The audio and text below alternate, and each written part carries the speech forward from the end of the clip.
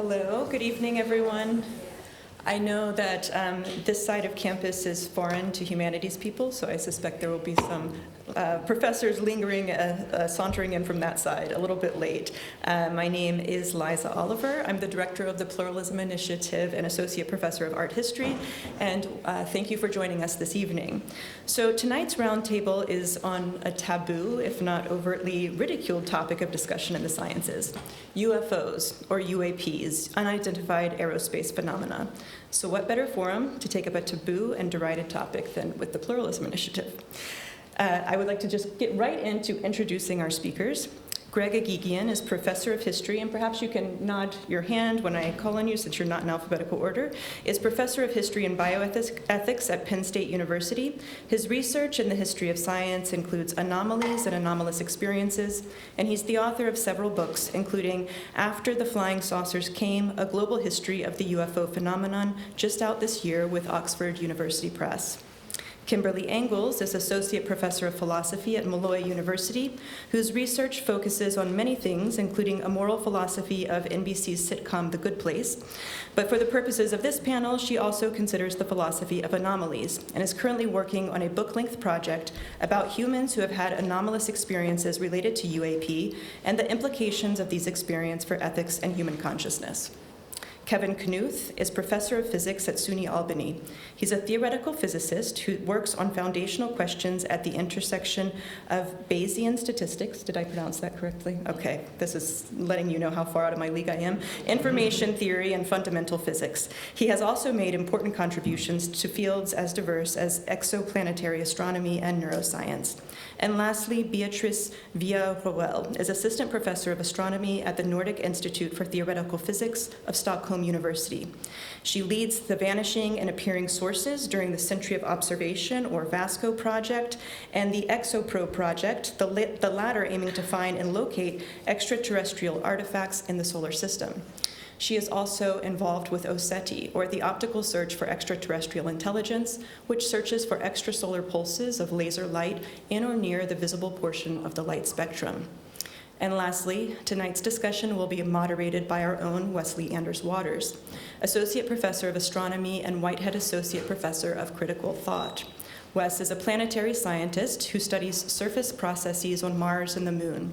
He is also on the research team of the Galileo Project at Harvard, which is devoted to the systematic scientific search for evidence of extraterrestrial technological artifacts.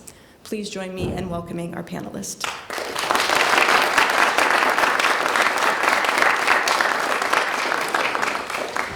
Okay, thank you so much, Liza, for that introduction, and thanks everybody for coming out tonight.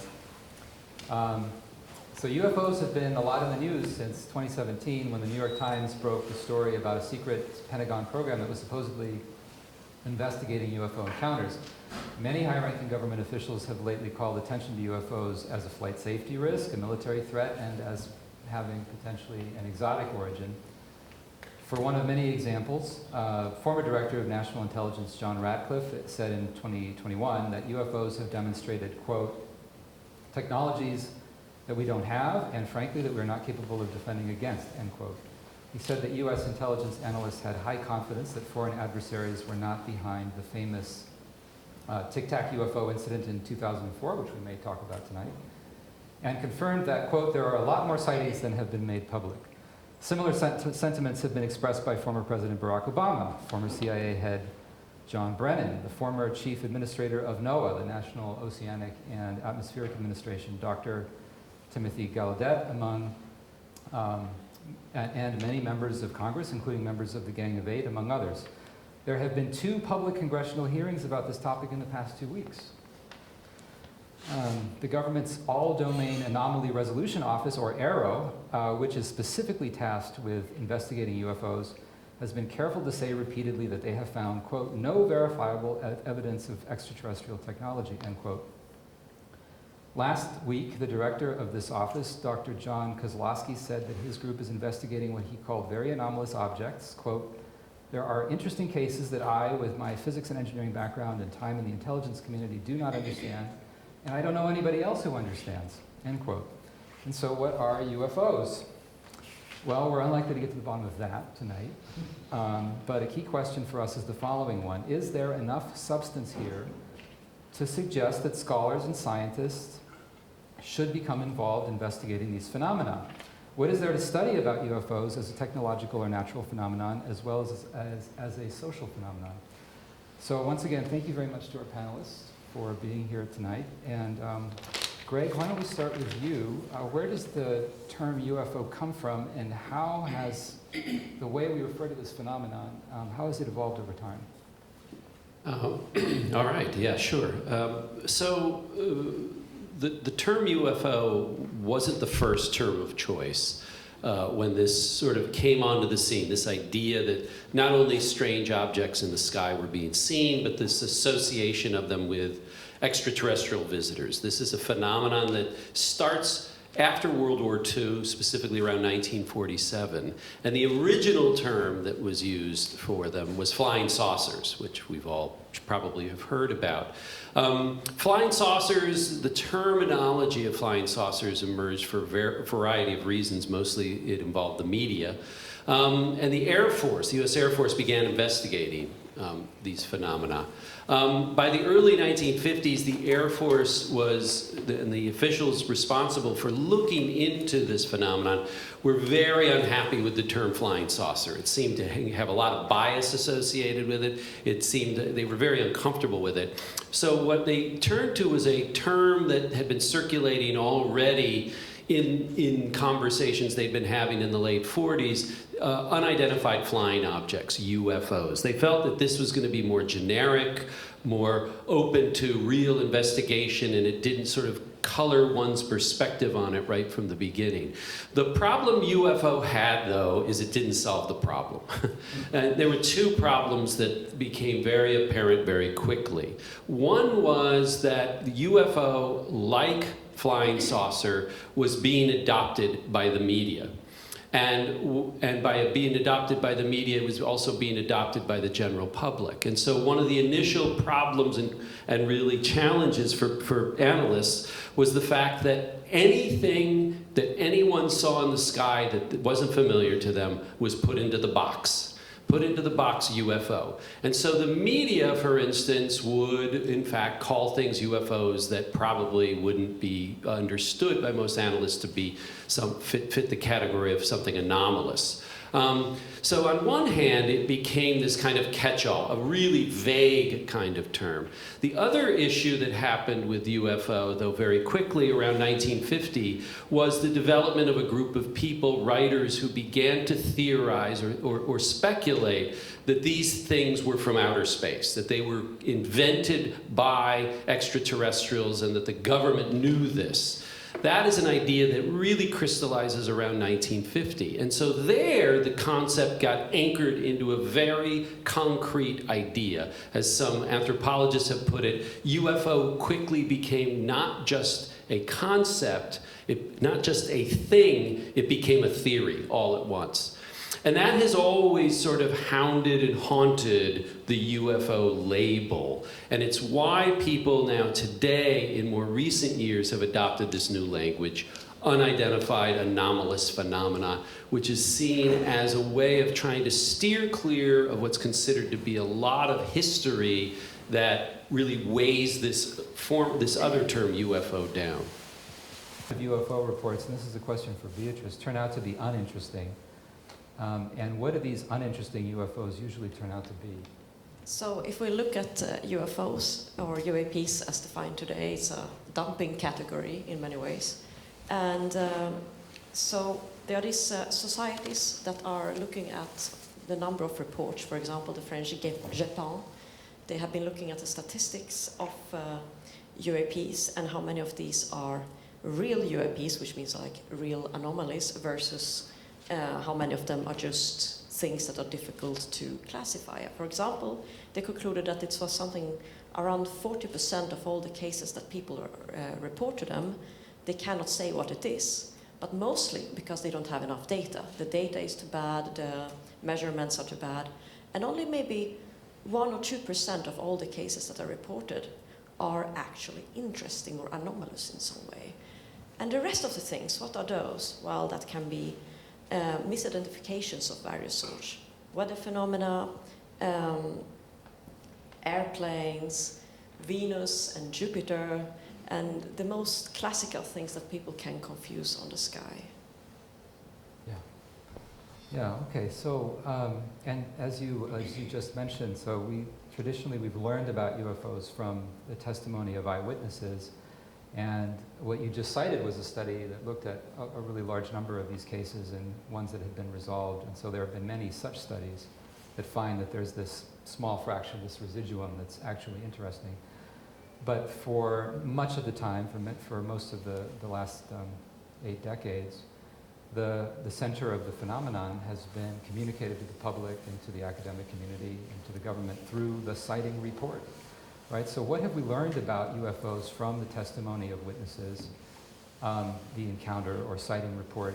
And Kim, I wonder if you could describe for us what are the most typical features of an interesting case, the not easily explained UFO sighting or encounter, and are there patterns? Yeah, so this gets really interesting really fast, and it also gets kind of weird really fast too, but we'll start slow. So first of all, there's a huge variation in the types of encounters that people report. Some of them are very, for lack of a better word, simple. Some of them get really complex and have elements of what we call high strangeness. And I'll talk more about that in a second. It usually starts, almost all witness reports, unidentified aerial anomalous aerospace phenomena or flying object. There's something in the sky, most often a light or some kind of structured object. The structured objects, as Greg pointed out, they're saucer shaped, but that's not the only shape. They cigar shape, diamond shapes, cubes. We've seen the Tic Tac object. They can be very strangely shaped, and even if it is a structured object, it usually has light emanating off of it in a very atypical way. The movements of these objects, as described by witnesses, they don't move in natural ways like natural objects do. They also don't move in the ways that human-made objects do, like airplanes that go very steady. Their movements are often, they have like falling leaf motion, or maybe they appear and disappear, reappear somewhere else. But they exhibit signs of intelligent control. They exhibit signs of responding to human intention, of following, of interacting with the witness in some way, okay? So just purely natural objects or just like an airplane or something like that, they don't do that. Also, many witnesses report a humming or a buzzing sound, or they just report that it's silent. There's no obvious signs of propulsion, or of how it's actually being powered. And they're observed at moving at speeds that are extremely fast, that go beyond any type of human technology and appears to not even sometimes be physically possible. It obviously is, but the appearance of how fast they're moving just kind of, by the laws of physics often, it shouldn't be possible. But then there's also the side of the witness, and this is where things can often get quite strange. The witness, many will report very extreme emotional responses in response to seeing these objects. Sometimes they'll be crying, they don't know why, they get a very strong sense of that this is meaningful. They don't always know where that sense is coming from. And there will be, what we call atypical or non-ordinary conscious states that often accompany these encounters as well. Some kind of form of consciousness. I'm trying to think of the best way to phrase this. Witnesses will have images sometimes flash through their minds. They will sometimes receive things that they think are communications or interpret to being communications, even just from the object itself. Okay? These high strangeness elements, they can, as I said, they can get much, much stranger than this, much, much weirder than this, especially when they start, also witnessing the, encounters with who they perceive the occupants to be. And there are also, thinking about patterns, the encounter does not end when the UAP leaves.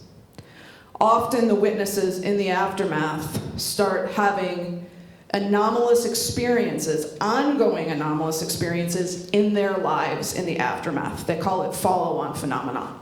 Okay, so they start having anomalous, strange experiences in their daily lives following this encounter.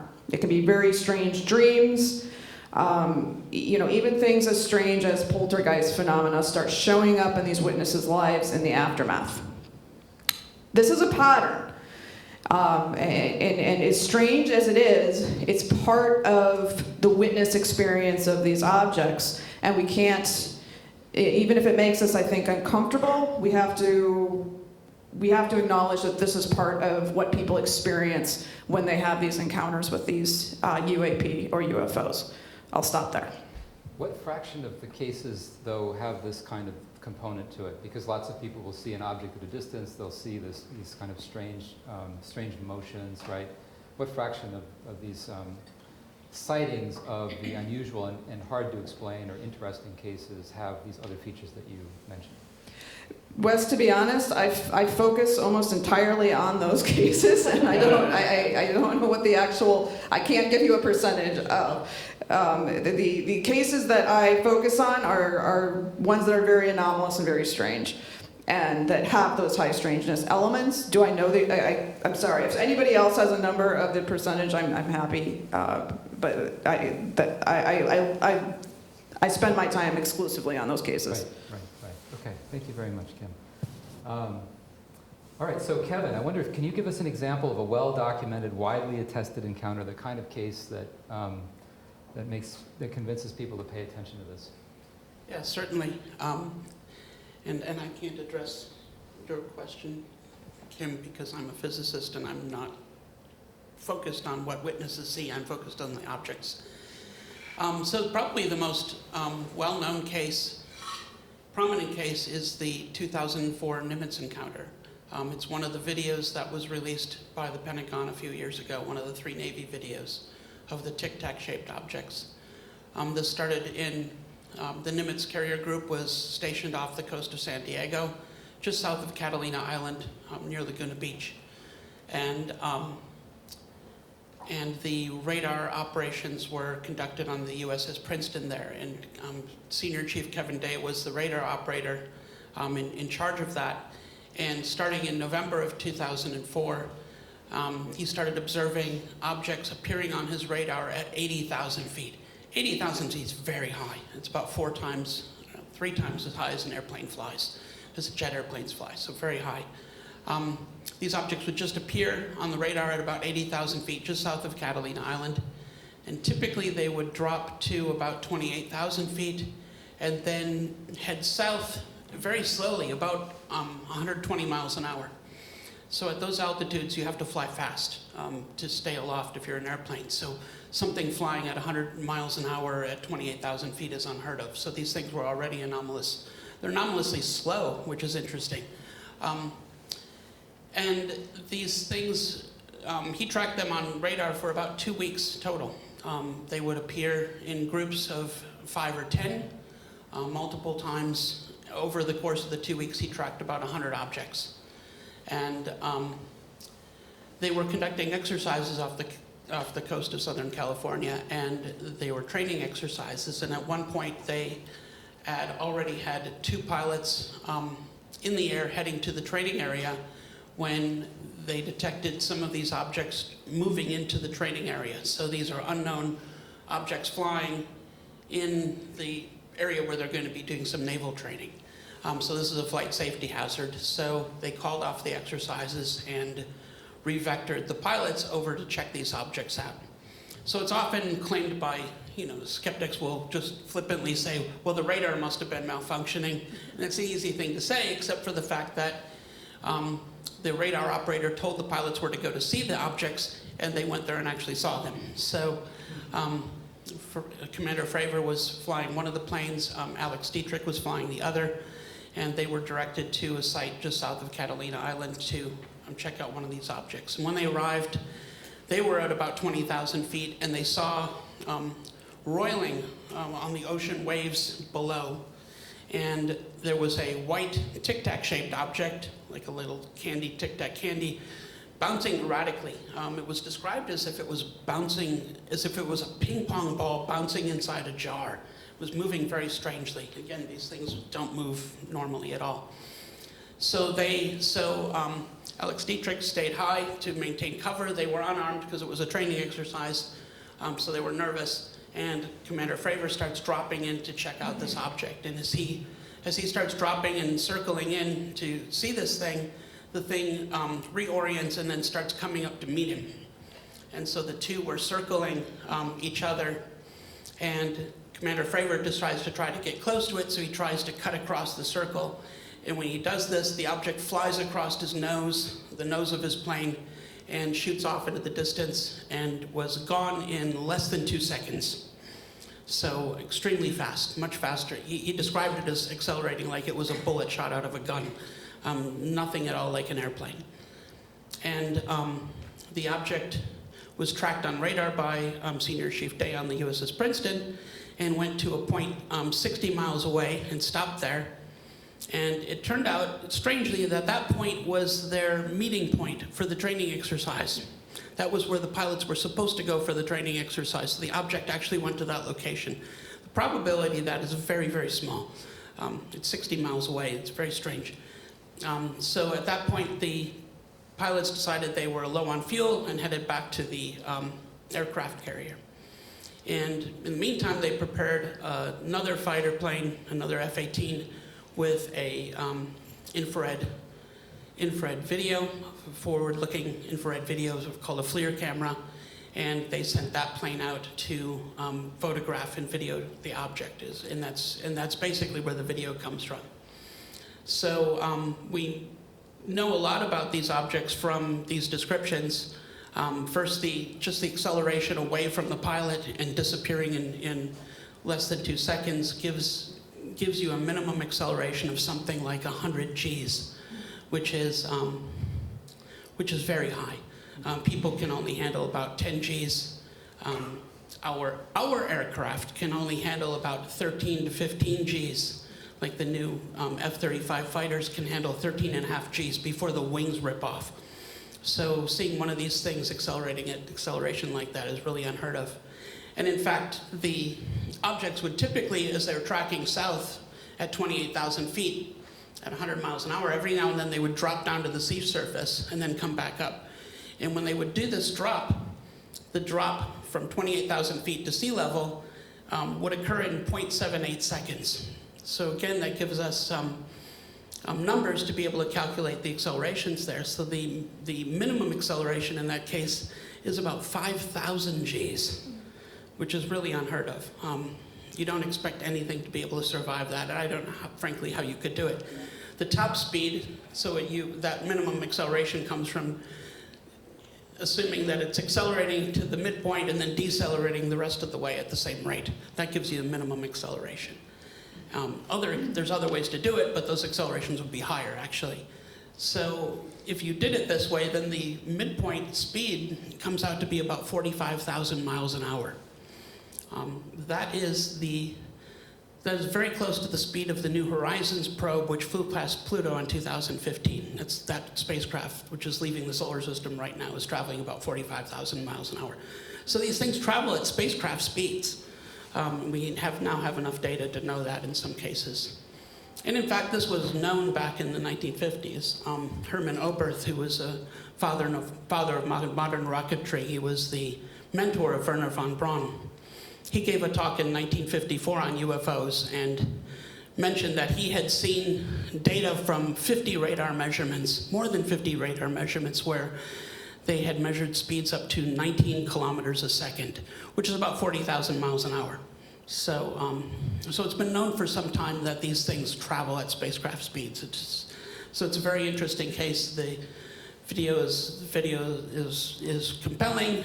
It's an infrared video, so it's fuzzy. All infrared videos are fuzzy, but it's one of the few that we have publicly available.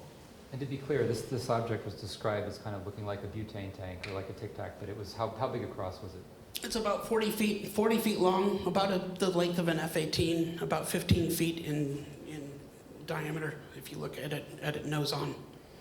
And it had little protrusions on the bottom, like little feet on the bottom. So it was well observed. I mean, it didn't have. It looked like it was one solid piece. It wasn't something that was bolted together with different panels, and so it was actually quite well observed. Okay, thank you. So this is a case where you have radar measurements, you also have the forward-looking infrared cameras and that capture the object, and you also have a number of eyewitness accounts. So coming back to that, Kim, it's widely known that humans are fallible observers. Are human eyewitness accounts useful from an epistemic or scientific perspective, and if so, under what circumstances? Yeah, I also want to add something to the end of my answer for the last question.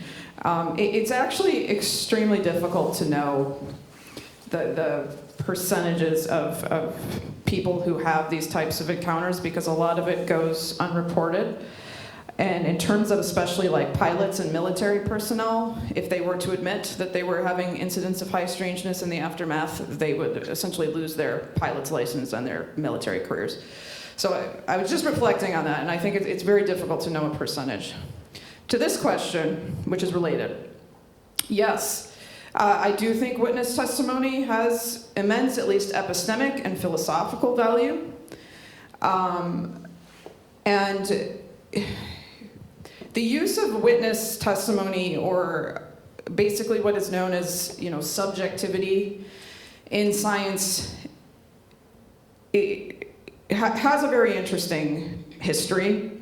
And, there's a lot of disdain for the use of the first person, or just kind of like a dismissal of the first person because of this idea that it's, biased, or that it's introducing the judgment of the individual. But the first person, our lived experience, our five senses, is our only immediate access point to reality. That's where the only way that we can even enter into some kind of scientific experiment or do science comes through the first person point of view. And in terms of eyewitness testimony, one of the reasons, I'm just going to put this out there, it's often dismissed because they'll point to courtroom testimony and talk about how unreliable courtroom testimony is. And because courtroom testimony has been shown to be, it's fairly unreliable. Or there's a lot of instances of false convictions and things like that. UFO witness testimony is more reliable than courtroom testimony because courtroom testimony is often sculpted with an agenda in mind, or it always is. They're trying to convict a person. They have witnesses who are going to advance a particular narrative, and quite often people take plea deals and things like that, and so they are compelled to potentially fabricate. They have self-interest in fabricating. UFO witnesses, quite often they have a lot to lose by bringing their story forward. There's really nothing in it to gain from this, okay? It's embarrassing. There's a lot of stigma. You can have many people have lost their careers. People have been publicly mocked for coming forward about this. And they do it anyway because they're very confident in what they saw and what they experienced. In terms of introducing some kind of standards for eyewitness testimony, Thomas Bulliard has some really interesting criteria that I think for the most part are very helpful. He says, so all accounts, witness accounts should pass, first of all, basic authenticity requirements. There have been cases of hoaxes, so obviously those should be ruled out if there's any reason to believe that somebody's being, a model of a UFO in their basement, and they're really just taking pictures of that or something. In addition to that, every account is going to be stronger if it can be corroborated either by another witness or by some kind of instrumental data, okay? So was there something anomalous on the radar, or was there something picked up on the instruments at the same time that you were having your account, or you were having your encounter? Is there some kind of a coherent picture or coherent narrative that emerges from the viewpoints of different witnesses and potentially the physical evidence as well? If the witnesses observed the UFO landing, and there are incidents where it lands, is there, are there landing indentations? Are there scrape marks on the trees where it came down? And cases like that, they have been found. And so that lends credibility to the eyewitness encounter. Two other criteria that he brings up that I think are important. Does it show some commonalities with other reports that are not the typical things that we would expect? Okay, one thing when looking through, I've done a lot of archival work of looking at witness accounts at the Rice Archives. And a lot of these accounts describe the UFO as having a very particular smell. And they sometimes describe it as like burnt ozone. And this is coming from like different people having different accounts who did not, different time periods, did not speak to each other or corroborate. So if it's showing, some kind of similarity with other eyewitness accounts that are also similar. But also, does it deviate?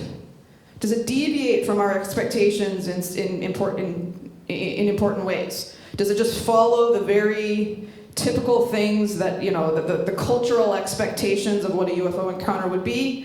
Or is there something, are they adamant that it happened this way, even though that particular way is not what you would expect? That also lends credibility and authenticity to an account.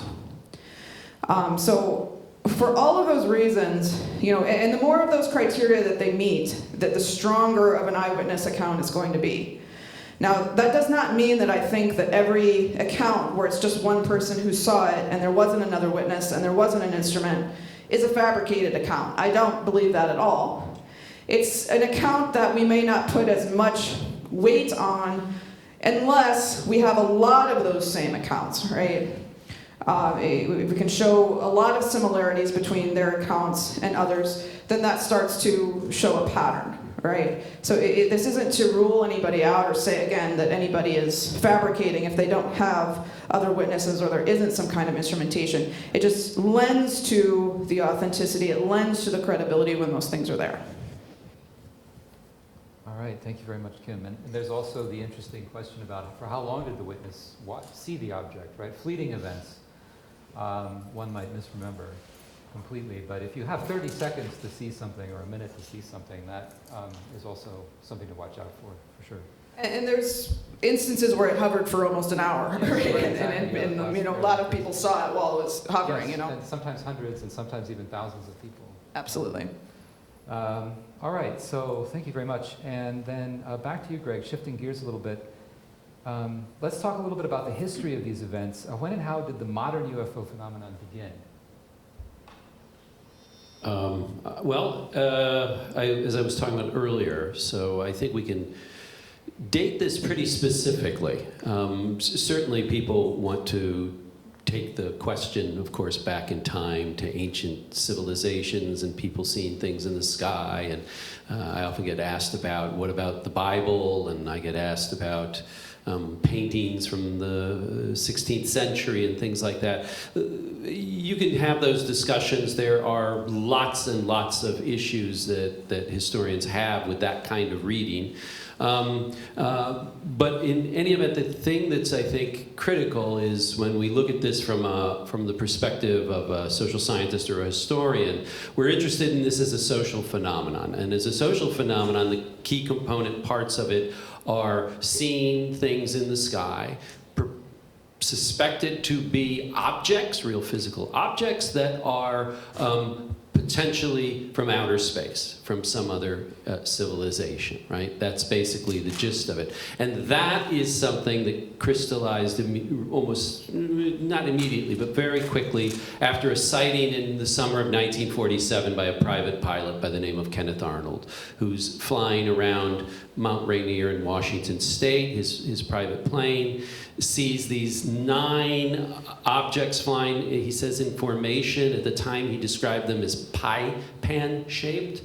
And he lands, it's the summer, it's slow news cycle time, lots of reporters around, tells these reporters about what he saw, but he also reports it to the military. And what he does is he's asked more questions about it, and one of the things he's asked is how the things moved. And when he replies to that, he says, well, they moved as if you were to take a saucer and skip it across water. He never utters the phrase flying saucer. He changes his story about that later on. But in any event, he didn't utter the phrase. But a very, very smart entrepreneurial journalist saw a headline and said, flying saucers, and it stuck. And we know that it worked almost, it basically was a meme almost overnight. 6 weeks later, Gallup does a survey of Americans and finds out 9 out of 10 Americans have heard of the phrase flying saucer. And from there, the speculation starts. Here we are, and remember, this is right after World War II. World War II is not a distant memory. It's very much on people's minds. The Cold War has started. The atom bomb has been shown to have enormous destructive power. It's not at all strange to think that superpowers have now unlocked a new technology. And so the first suspicions really fell on the 2 superpowers. And this is a worldwide phenomenon, by the way. This is being reported throughout the world, the news stories about the saucer sightings, which start to play out all across the United States through that summer. Hundreds of sightings of flying saucers made throughout the summer of 1947. And from there, it became a huge topic in the media, in most every kind of popular cultural circle, and it also triggered the first beginnings of the intelligence services, particularly in the United States, starting to track these things and to look into them. And so the first sort of projects and investigations start being done right there in the summer of 1947, and that really sets all this in motion. Can you say a little bit about how it comes and goes in the next decade? Yeah. So folks who got involved in this, the moniker they sort of took on for themselves became ufologists, but lots of different terms were used over the years. Ufologists talk about there being flaps and waves of sightings. Flaps are a concentrated number of sightings in a small location over a relatively short period of time. So for instance, you'd have maybe 25 sightings here in Wellesley over a weekend. A wave is a series of sightings over a larger period of time, over a larger area, right? The sightings, for instance, the following Kenneth Arnold sighting in the summer of 1947 across the United States would be the example of a wave. So we have seen these waves of sightings, waves of reports of sightings at various times. The same thing is held true about, by the way, news coverage. News coverage has waned and come and gone over the years. So massive news coverage of UFO reports in the summer and fall of 1947, and then it kind of disappears and goes away. Comes back again, particularly around 1949 and 1950, but this is not just everywhere. In different countries at different periods of time, there have been other periods when there's been a lot of focus on the question. So for instance, in the mid-1960s was another period where there was was massive media interest and public interest in UFOs. In 1973, another big wave of sightings triggered another big episode of media interest in the subject. And then again, it sort of tapered off for a period of time and then returned in the 1980s and 1990s for a significant period of time as people began telling stories about having encounters with alien creatures.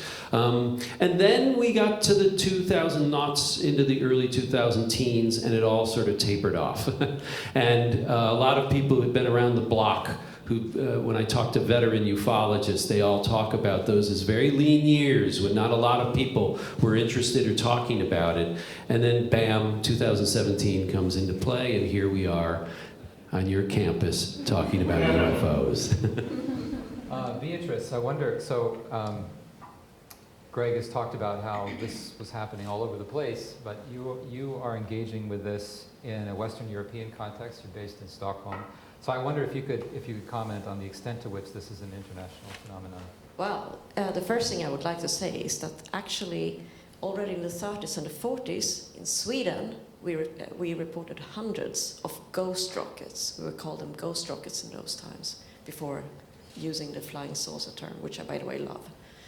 And some of them have been crashed, right? Some of the ghost rockets actually yes, crashed. exactly. Some of them are said to have Supposedly, crashed. yeah. And they were seen over many places in the northern Europe. And then there were other waves, like the Belgian wave in the 80s, and there have been like a mass sighting in Florence where thousands of people saw some UFO over, I think it was a football station, correct me if I'm wrong. And of course, it's not only in Europe, there has been also for example, in Russia or Soviet, there's been also outside Europe, like in Zimbabwe, huge mass sightings. So this is a global phenomenon, and still in the media it's very often portrayed like a very US-centric phenomenon. Right. Okay, thank you. And here's a question for Kevin. So, as we can tell, this has been going on for a long time. Have there been other examples of this kind of phenomenon? So, in other words, something that is reported usually by non-experts, it's fleeting, it's impossible to reproduce on demand, dismissed by scholars and scientists as illusory, but which have turned out to be, in fact, real and actually kind of important throughout the history of science. Yeah, there's really a number of phenomena that had been reported by people throughout history and thought to be nonsense for some time until it happened to have enough evidence to capture the interest of scientists and discover to be real. So one example actually I came across today that I'd never heard of, but it was blue flashes of light that occurred during avalanches. And they actually some astrophotographers caught it on film recently, and that was in the news today. And there's a video of an avalanche on a mountainside, and you see these blue flashes of light happening, and it's apparently attributed to what's called triboluminescence, which is light created from friction, similar to what happens when you bite into a wintergreen lifesaver and you get a flash of light. It's the same type of phenomena, they think, although it hasn't been really studied, but it had been reported by people throughout history and not believed, but finally caught on film. So that's one example. Meteorites are another example. Rocks falling from the sky in the late 1700s and early 1800s. People didn't believe that rocks fell from the sky. They didn't believe that there were small rocks in space. There's only big things in space, like planets and moons. You can't have small rocks in space. That's the heavens. The heavens are where planets are. Rocks aren't up there. Rocks live on the ground. And that was the belief. But people would report rocks falling from the sky, and this was thought to be nonsense until in the early 1800s, you had a large meteorite fell on a town in France, actually broke up into several pieces and hit in multiple locations in that town and started several fires. And they were able to collect the debris and verify that that rock did not come from the geology of the area, and this led to a better understanding of what was going on. So there's a number of phenomena like this, and as a scientist, it's very difficult to just study something that is rare and erratic. supernovas. Supernovas are a good example of something that we just have to watch the sky and wait for one to happen. And if you don't see one, you aren't going to believe that they happen. I mean, I think it's that simple. Yeah. All right, thank you, Kevin. Okay, so switching gears again, Greg, I wonder if you could tell us a bit about how has the engagement and interest of the academic and scientific communities in this topic changed over time? I think it's fair to say that for the earliest phases of this phenomenon in the 1940s and 50s, the academic community sort of adopted a stance of, I guess, removed interest or removed disinterest, so to speak. I think it's what we see when we look at the reaction of the academy in the 40s and 50s and into the early 60s was largely not chiming in on the subject, not studying it. Academic scientists, astronomers especially, some physicists, some engineers, would get interviewed by journalists and then they would chime in, usually with expressing some deep skepticism about what's going on. And one of the very few scientists and astronomers to get involved in this field was Harvard astronomer Donald Menzel, who really sort of became the first great debunker, who really felt like these things can be explained. They have natural explanations to them. But largely, the response was really not to show much interest in it. And that carried over into the 1960s. And then in the 1960s, the Air Force funded a study at the University of Colorado, headed by a nuclear physicist by the name of Edward Condon, to look into this, to conduct a 2-year study of the phenomenon, to see if it warranted being studied scientifically, right? Should the US government invest money to finance research in this area? That study came to the conclusion that the answer to that was no. That this did not warrant that research by natural scientists, but by the way, however, you social scientists might be interested in studying this as a kind of an interesting social phenomenon. And what's really quite fascinating, because I think a lot of people, the focus of attention is often on the natural sciences, I think it's really interesting as someone who comes out of the humanities and the social science that what that did, however, did inspire a huge wave of interest in the 1970s and 1980s of interest by anthropologists, religious studies scholars, folklorists, sociologists, psychologists, psychiatrists, all became involved in starting to study the UFO phenomenon in ways that hadn't been done by them either up until that point.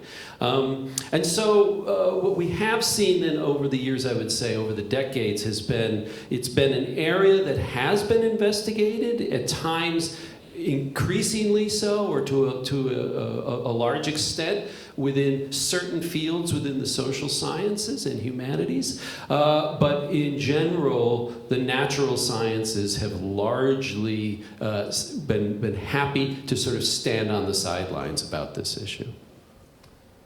All right, thank you. And Kim, in the same vein, I wonder,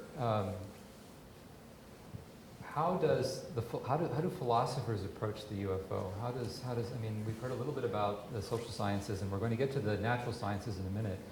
But how is this approached? How would this be approached in the context of philosophy departments? I mean, candidly, most philosophy departments and most philosophers don't address this at all.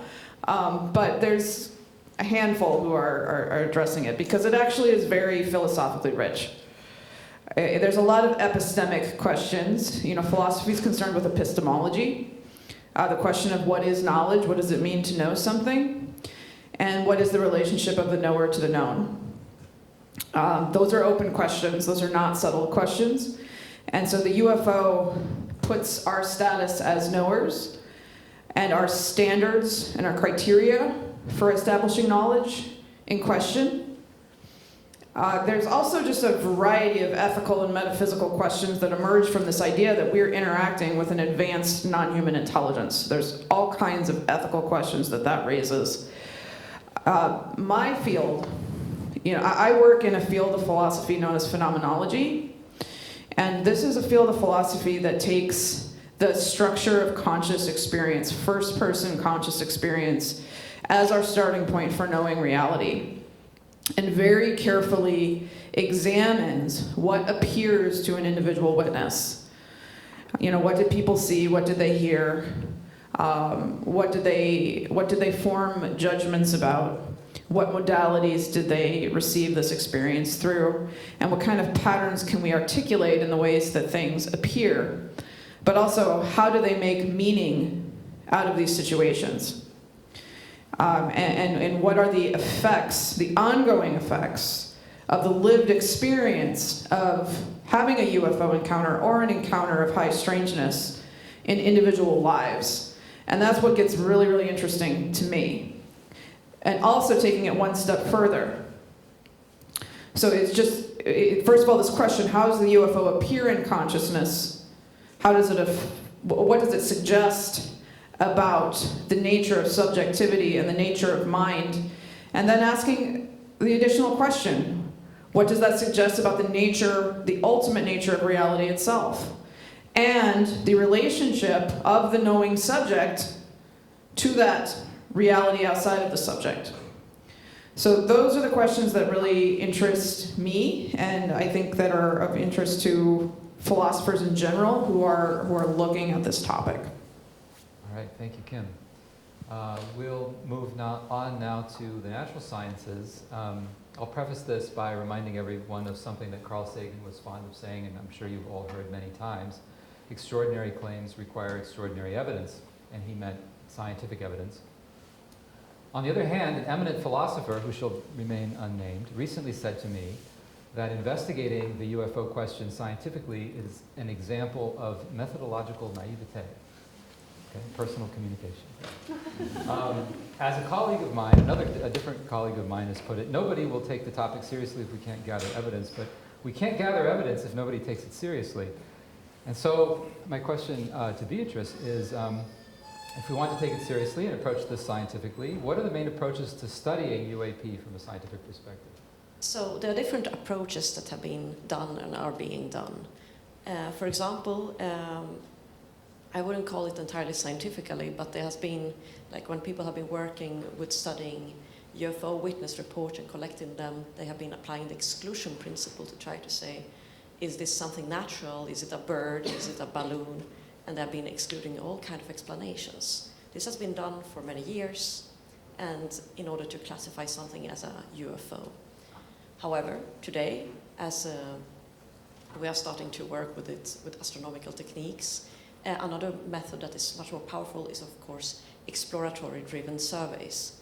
Like we create surveys for transient phenomena in the sky, we can also create surveys in order to search for UFOs or UAPs, things that don't really match any of the categories. For example, the Galileo project, I think, is exploratory-driven. And a third way, which is my preferred, is to do so through hypothesis-driven science. But if you want to do it through hypothesis-driven science, or the scientific method, then you cannot really work with a UAP category because it's a dumping category. So taxonomy, the way how we name the phenomena, is going to matter. Therefore, I personally prefer flying saucers, because if I tell you, or just say the word flying saucer, you can directly imagine the object. You will be able to directly design an experiment that allows you to detect a flying saucer. As ridiculous as the concept might appear, it's a very clear idea and a very clear concept which allows to be tested easily. And in a similar vein, I think we shouldn't be asking what is the origin of UAPs, but we should ask the more relevant question, is there artifacts of non-human intelligence that we can detect in our skies? All right, thank you. And I wonder if you could follow that up with a discussion of what are the main efforts that are going on right now Well, for example, there's the Galileo project that have done a wonderful work so far with detecting a lot of things on the sky, and I think you've found some interesting anomalies or some things you can't yet explain. Yeah, they're so I'm involved in this project at Harvard, and we've just now submitted a paper and posted it on the archive. And that's right, there are a few ambiguous cases. We think they're probably mundane things, but they're ambiguous. We can't, with this instrument, which is just one instrument, can't decide what they are. Yeah. And then I think there's also the UAPX that Kevin is working on. I think much more. Yeah, Kevin, go ahead. Yeah, so I work with a group called UAPX. It was actually founded by Senior Chief Kevin Day, who was the radar operator on the USS Princeton. And we went out to Southern California for 5 days with instrumentation to basically watch the Catalina Channel, which is the body of water between Laguna Beach, California, and the Catalina Island. So it was in this channel and just south of Catalina that these objects typically appeared. So we monitored the skies there for about 5 days. That was funded by a filmmaker, and they made a documentary of this called A Tear in the Sky. So you can watch this on Amazon Prime if you like. There's a lot of excitement in the film, mainly because we were excited to actually go out there and try to collect data. So a little bit of a spoiler, a bright light is seen from our team in Catalina, and we try to track this, and later on, months later, realized that it was the International Space Station. And we were able to actually verify that. The app we were actually using that to tell us when there were satellites overhead was actually off by an hour because of daylight savings time. So cursed daylight savings time. It was our mistake. We'll use another app now. But we did see some anomalous. We did record some interesting anomalous things. It was actually late one night. We recorded a hole appeared in the clouds with about 50 white dots in it that we caught on video. All of our infrared cameras were actually out of commission. The documentary film crew unplugged them at about 10 o'clock, and their batteries ran out by about 4 o'clock when the event actually happened. So we didn't get all of the data we would have liked. So we don't actually know what was going on in that situation. We call it ambiguous as well. We don't have enough data to know. So that's another effort that I'm involved in. And then there are the two efforts that I'm working with. One is the Vanishing and Appearing Sources During a Century of Observations project, or VASCO project, and the other is ExoProbe. But both of these projects have actually now gotten funding from the Swedish Research Council. So I get paid from the Swedish government to look for my alien artifacts. And so the VASCO project, there what we do is that it started with a completely different thing, that we were searching for vanishing stars, but it has moved in the direction of searching for things that look like satellites, signatures of satellites or space debris, but in old photographic plates from before Sputnik 1, the first human satellite. And so we have done some initial survey, and we actually found 2 statistically significant candidates, and one is 4 sigma candidate, or 4.2 sigma candidate that we see, where you can see 5 transient lights appearing and vanishing at the same time, but also lying in a narrow band, like they are lined in a narrow band. And first, it's extremely unlikely for several such transient lights or flashes to appear and vanish at the same time in such a small image, and even more unusual that they are aligned.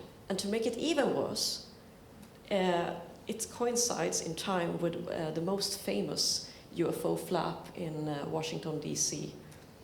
And so one can start wondering, how many things must factor up before we start taking it seriously, because we can always dismiss each of the things one by one.